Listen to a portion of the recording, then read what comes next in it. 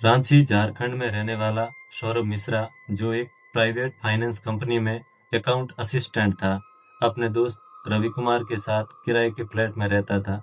एक बार जब दीपावली के त्योहार पर जब ये लोग गांव आते हैं, तब इनके साथ जो होता है, जिसे सुनने के बाद तुम्हारे रोंगटे खड़े हो जाएंगे।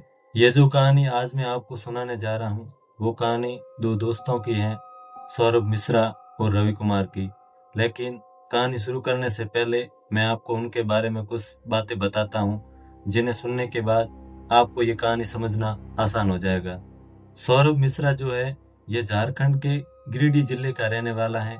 सौरभ ने ग्रेजुएशन करने के बाद एक फाइनेंस कंपनी में काम करने हेतु रांची में आ गया, और रवि जो है, ये सेल्स कॉर्पोरेट की नौकरी में था। रवि जो है, वो मूल रूप से झारखंड के दुमका जिले के पास स्थित छोटे से गांव भरकुंडा का रहने वाला है। वहीं उनका पुश्तैनी घर है। रवि के परिवार में उनके मम्मी पापा, उनके चाचा चाची और उनका लड़का अजीत सभी साथ में रहते हैं। दीपावली की छुट्टियों में रवि हर साल अपने गांव जाता था, और इस बार वह सौरभ को भी अपने साथ इसलिए ले गया ताकि वह शहर की भागदौड़ से दूर कुछ दिन सुकून से बिता सके और गांव की पारंपरिक दीपावली देख सके।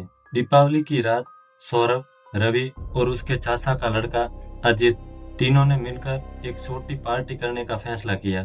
रवि बोला कि हम ना आज पार्टी तालाब के पास स्थित पुराने पीपल के पेड़ के नीचे बैठकर करेंगे। वो शहर से लाए खाने पीने का सामान लेकर तीनों निकल पड़ते हैं। ये जो गांव का तालाब है ना, ये रवि के घर से तकरीबन 2 किलोमीटर दूर पड़ता है, और तालाब की कुछ दूरी पर गांव का शमशान घाट पड़ता है। वो लोग वहां पहुंचे, जो कुछ लेकर आए थे वो सब निकाला और अपनी पुरानी यादें ताजा करने लगे। रवि सौरभ मिश्रा को अपनी गांव से जुड़ी बातें बताने लगा। उस समय शाम के तकरीबन 11 बज चुके थे। पटाखों के शोर से आसमान गूंज रहा था। तभी अचानक सौरभ की नजर शमशान घाट की ओर पड़ गई, और उसने देखा कि सफेद कपड़ों में एक औरत खड़ी है, जो इधर देख रही है। अब चेहरा इतना साफ तो दिख नहीं रहा था, तो सौरभ ने भी ये सोचकर टाल दिया कि शायद मेरा ही वहम है, पर वो दोस्तों की बातों में घुल गया। थोड़ी देर बाद जब सौरभ की नजर फिर से शमशान घाट की ओर पड़ती है, तो वो देखता है कि वह औरत अब भी वहीं पर खड़ी है और उनकी तरफ ही देखे जा रही है। तब सौरभ ने रवि की ओर इशारा करते हुए कहा कि शमशान घाट की ओर देखो। जब रवि और अजीत ने वहां देखा, तो उन्हें कुछ भी नहीं दिखाई दिया। उन्होंने ये कहकर बात टाल दी कि सौरभ ने शायद ज्यादा शराब पी ली है, इसलिए ऐसी बहकी बहकी बातें कर रहा है। लेकिन सौरभ ने रवि से कहा कि अब वापस घर चलते हैं, मुझे यहाँ कुछ ठीक नहीं लग रहा। सौरभ ने कहा कि शायद गांव की कोई महिला है जिसने हमें यहाँ पार्टी करते हुए देख लिया है, और हो सकता है कि वो हमारे परिवार वालों को शायद बता भी दे कि हम यहाँ बैठकर पार्टी कर रहे हैं, तो हमें यहाँ से वापस घर निकलना चाहिए। वो लोग वहाँ से अफरा तफरी में वापस घर आ जाते हैं। अगले दिन रवि और सौरभ वापस रांची लौट आए, इस डर से कि शायद सुबह वो औरत हमारे घर आ जाए और वो सारी बात बता दे जो बीती रात हुई थी। लेकिन रांची पहुंचने के 1-2 दिन बाद सौरभ की तबीयत अचानक बिगड़ने लगी। वो अकेले में किसी अदृश्य व्यक्ति से बातें करने लगा और बार बार उसी शमशान घाट वाली औरत का जिक्र करता रहा। रवि ने सौरभ को डॉक्टर को भी दिखाया, लेकिन सौरभ की तबीयत में कोई सुधार नहीं आया। अब रवि सेल्स कॉर्पोरेट की नौकरी में था, तो वो ज्यादा छुट्टियां भी नहीं ले सकता, इसलिए उसने सौरभ के घर वालों को कॉल करके रांची में बुला लिया। घर वालों ने भी सौरभ को शहर के अच्छे नामचीन डॉक्टरों के पास लेकर गए। डॉक्टरों ने बताया कि इसके शरीर में ऐसी कोई बीमारी नहीं दिखाई दे रही है जिसका यहाँ कोई इलाज हो सके, इसलिए आप सौरभ को घर ले जा सकते हैं। हॉस्पिटल से सौरभ को उसके फ्लैट में लेकर आए।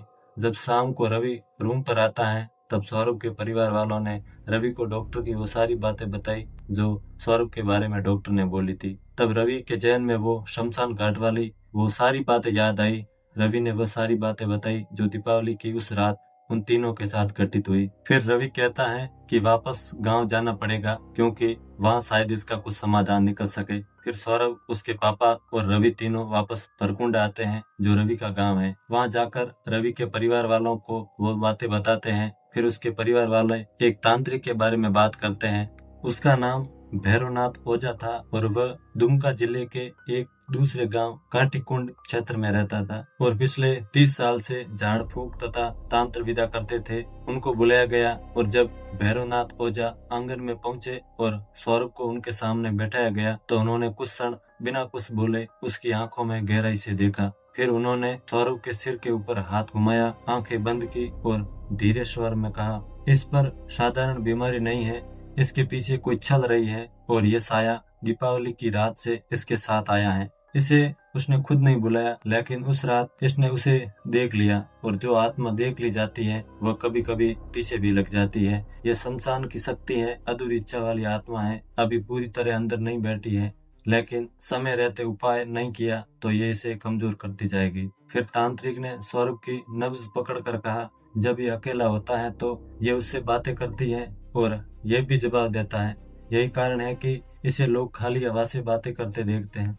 यह कहकर तांत्रिक ने परिवार की ओर देखा और बोला, डरने की कोई बात नहीं है, लेकिन देर मत करना, आज ही विधि करनी पड़ेगी। जब रात गहरी हो गई तो आंगन में एक चौकोर स्थान को गोबर और गंगा जल से शुद्ध किया गया, बीच में कुछ आसन बिछाया गया और सौरभ को उस पर बैठाया गया। भैरवनाथ ओझा ने अपनी काली थैली से राख, कुछ सूखी जड़ी बूटियां, सरसों के दाने और लाल धागा निकाला। उन्होंने चारों कोनों पर सरसों और नमक डाला और कहा, कोई भी इस घेरे के अंदर बिना मेरे कहे नहीं आएगा। फिर उन्होंने धीमे स्वर में मंत्र जप शुरू किया। कुछ ही देर में उन्होंने धूप और जड़ी बूटियां अग्नि में डाली, जिससे तेज गंध फैल गई। सौरभ की सांसें भारी होने लगी। तांत्रिक ने उसकी ओर देखते हुए ऊंची आवाज में कहा, जो भी है सामने आ, यह शरीर तेरा स्थान नहीं है, जिस लोक से आई है वही लौट जा। सौरभ का शरीर कांपने लगा, उसकी आंखें आधी खुली और वह अजीब आवाज में बड़बड़ाने लगा।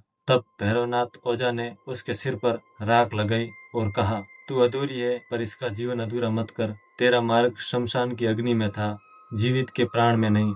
फिर उन्होंने लाल धागा सौरभ की कलाई में बांधा और 3 बार उसके सिर के ऊपर से नींबू घुमाकर आग में डाल दिया। नींबू के जलते ही उन्होंने जोर से मंत्र बोला और हाथ से जमीन पर जोर से प्रहार किया। सौरभ अचानक चिल्लाकर बेहोश हो गया और कुछ देर तक शांति रही।